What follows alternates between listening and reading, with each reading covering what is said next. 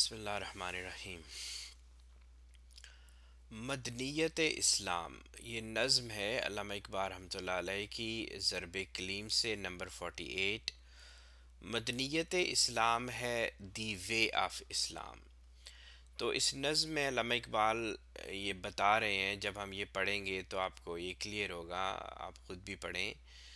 तो वो बता ये रहे हैं कि एक इंसान जब दी वे ऑफ इस्लाम, इस्लाम के रास्ते के ऊपर चलते हुए एक ज़िंदगी गुजार देता है, तो वो अपनी ज़िंदगी के आखिरी मरहले में, और ये आखिरी मरहला आप इसको उम्र के आखिर में ना समझें, इंसान बूढ़ा हो तो उम्र में, ये मरहला कहीं भी आ सकता है, और एक इंसान किसी वक्त भी, एक मुसलमान जो है ना, वो उस मरहले पे पहुंच सकता है।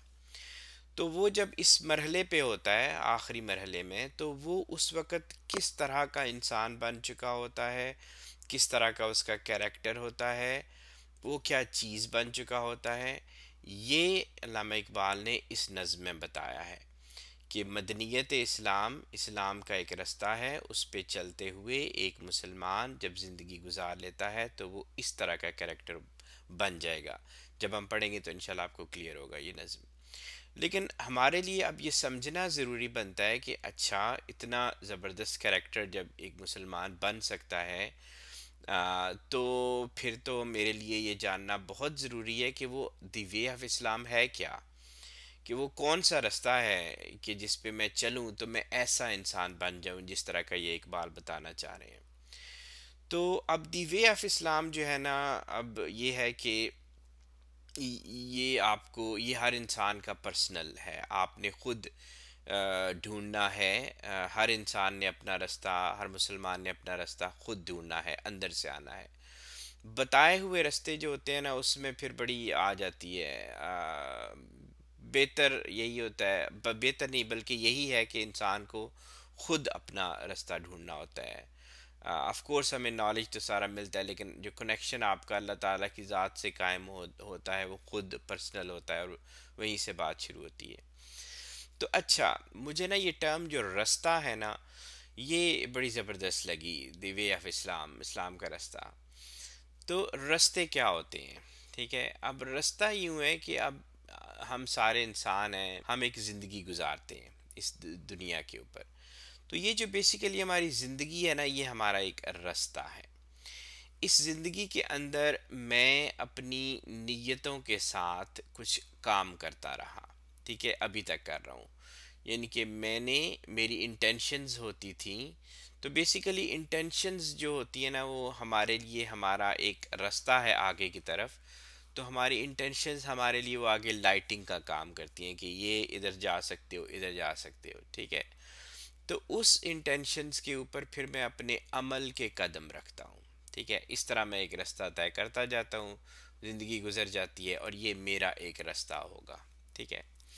इस तरह से सारे मुसलमान जो हैं, वो तो फिर हर एक की अपनी अपनी ओपिनियन होती है, ठीक है, हर एक का अपना अपना रास्ता है, हर कोई अपना अपना चलता है, और यही हम सुनते हैं जब भी आप किसी से इस्लाम पे, मैं भी बात कर रहा हूँ, राइट, हम सारे बात कर रहे हैं, तो हम अपना अपना रास्ता बता रहे हैं, ठीक है। मानते हैं यहाँ तक कि हम सारे मुसलमानों का, जितने भी हैं, और हम सब का एक अपना अपना रास्ता है, एक अपनी अपनी ओपिनियन है, हमने उस पर चले हैं, और वो एक रास्ता है।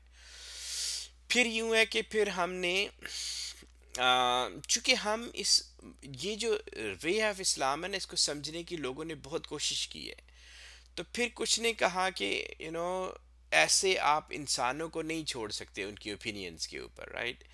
तो फिर उन्होंने कहा कि हम किसी को फॉलो करते हैं, लाइक सेक्ट्स बनी इस्लाम के अंदर, कि कुछ लोगों ने मिलके कहा कि हम इस सेट को फॉलो करते हैं, so that is the way of Islam. दूसरों ने कहा कि नहीं, इसको हम फॉलो करेंगे, that is the way of Islam, और इस तरह से तो ये सेक्ट्स बनती गई। कुछ जो है वो उनको फिर मज़ीद हुआ, तो ये बेसिकली मुसलमानों के अंदर ये थी, अब कि वो इसको शार्पन करते गए, कि किस तरह से मैं उसको प्रिसाइज करते जाएं उस रास्ते को अपने लिए।